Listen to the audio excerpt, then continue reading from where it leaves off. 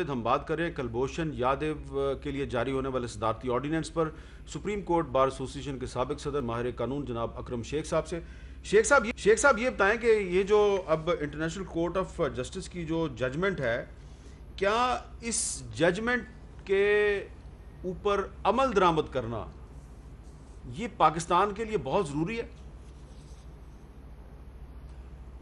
اس پہ عمل درآمد جو ہے وہ ہم کر چکے ہیں.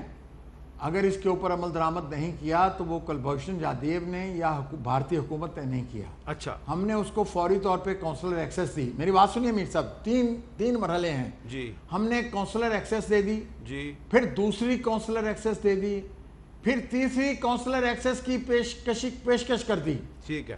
اس کے بعد پھر ایک آرڈیننس نافذ کر دیا کہ آپ اپنا جوڈیشل ریویو کا حق بھی استعمال کر لیں.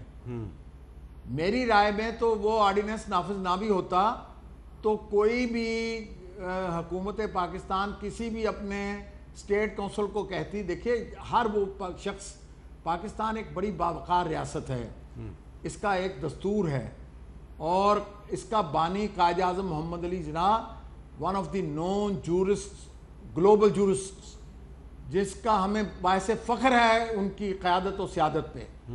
اور اس ملک کے اندر اس کے نظام میں، اس کے دستور میں یہ حق حاصل ہے کہ اگر کوئی شخص، بے شک وہ پاکستان کا دشمن بھی ہو، پاکستان کے حدود کے اندر ہو، for the time being article 4 of the constitution, تو ریاست پاکستان کا ہر ادارہ اس کے ساتھ بھی اس کو پروٹیکشن آف لاز دے گا.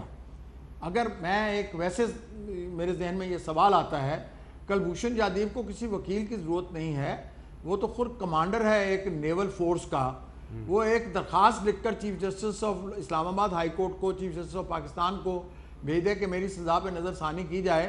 اس کو قانونی گراؤنڈز لکھنے کی تو کوئی ضرورت نہیں ہے. یہ بڑی اہم بات کی آپ نے. ایک بنیاد پر ایک منٹ اکرم شیخ صاحب، یہ آپ نے بڑی اہم بات کی ہے کہ کلبھوشن یادیو صرف اگر ایک درخواست بھجوا دے اسلام آباد ہائی کورٹ کو یا سپریم کورٹ کو تو اس کو یہ رائٹ ہے کہ وہ درخواست بھیج سکتا ہے؟ Article 4 of the constitution affords him right of protection to his rights. اچھا، ڈیو پروٹیکشن آرٹیکل 4. لیکن وہ یہ یاد رہے کہ وہ کانسٹیٹیوشن یاد رہے کہ وہ انڈین نیشنل ہے. اس کے باوجود India sir any person includes Indian person. اچھا، any person includes an enemy person. اس کا مطلب یہ ہے کہ ہم اپنے دشمن کو یہاں دیکھیں تو اس کو فوری طور پہ گولی مار دیتے ہیں؟ نہیں، ہم ڈیو پروسیس کو فالو کرتے ہیں. ٹھیک ہے. ہم اس کو گرفتار کرتے ہیں، عدالت کے سامنے لے جاتے ہیں، پروسیس پورا کرتے ہیں، اس کا فرد جرم عائد کرتے ہیں، شہادت پیش کرتے ہیں، اس کے بعد فیصلہ لیتے ہیں. میں سمجھتا ہوں اس کے میں قانون لانے کی نہ لانے کی کیا ضرورت. ایک درخواست چیف جسٹس صاحب اسلام آباد ہائی کورٹ کا، جس کی بھی جورسڈکشن میں وہ ہیں، وہ کہیں جی مجھے سزائے موت دی ہے، وہ غلط دی ہے، اس کے اوپر نظر ثانی کی جائے. یہ 4 جملے بنتے ہیں اس کے. اور وہ ایک عالمی سطح کا جاسوس ہے، راہ کا ایجنٹ ہے. وہ اتنا ناواقف نہیں ہے. جو راستے پوچھ کر پاکستان کو، جو لوگ یہاں پاکستان میں تخریب کاری کے لیے بھیجے جاتے ہیں، وہ پوری تربیت دے کر بھیجے جاتے ہیں. جی، ان کو اتنا نہیں پتا کہ وہ کونسلر ایکسیس کے دوران وہ کہہ سکتے تھے کہ ان کو جی ان کو یہ دے دیں، ان کا judicial right of judicial review دے دیں. اچھا، میں سمجھتا ہوں ابھی بھی وہ چاہے، ہاں جی، اس کے اوپر کوئی لمیٹیشن نہیں ہے، اس کے اوپر کوئی میعاد نہیں ہے کہ 3 ماہ کی میعاد ہے، 1 ماہ کی میعاد ہے. اس کی ایکسیکیوشن سے پہلے جس وقت وہ درخواست دے دے، وہ درخواست اسی وقت سپریم کورٹ اور ہائی کورٹ، اگر وہ اس کے پیرامیٹرز میں پوری اترتی ہوگی آرٹیکل 4 کے، تو وہ اس کا نوٹس لیں گے، اس کو ایگزامن کریں گے. وہ اور ایگزامن کرنا ہمارے ملک کے وقار کو اونچا کرے گا. اچھا، تو اس کا مطلب ہے حکومت کو گھٹنے ٹیکنے کی ضرورت نہیں ہے. نہیں، لیکن حکومت کو گھٹنے ٹیکنے کی ضرورت کیا ہے اس معاملے پہ؟ دیکھیں نا، سوال یہ ہے کہ ہم یہ کیوں کہہ رہے ہیں کہ حکومت گھٹنے ٹیک رہی ہے؟ حکومت نے صدارتی آرڈیننس جاری کیا تو کیا اس کا مطلب ہے کہ اس نے گھٹنے ٹیک دیے ہیں؟ دیکھیں، صدارتی آرڈیننس ایک ایسی بات جو نہ آئی سی جے نے کہی ہے. آئی سی جے کے سر پہ آپ بہتان لگا کے ایک آرڈیننس نافذ کر رہے ہیں. اس کا مطلب دیکھیں نا، ایک وقت تھا کہ آپ وہ لوگ جو ہندوستان کے ساتھ نارمل تعلقات قائم رکھنا چاہتے تھے، آپ ان کو کہتے تھے یہ غدار وطن ہیں. آپ مجھے یاد ہے میں ایک دفعہ 85 میں ایک بین الاقوامی کانفرنس میں پاکستان کے وکلاء کی قیادت کرنے کے لیے وہاں گیا انڈیا میں، اور میرے اوپر ایک پورا کمیشن کانسٹیٹیوٹ ہو گیا کہ آپ انڈین ایمبیسی کے قریب پائے گئے ہیں۔ وہاں کیا ہوا؟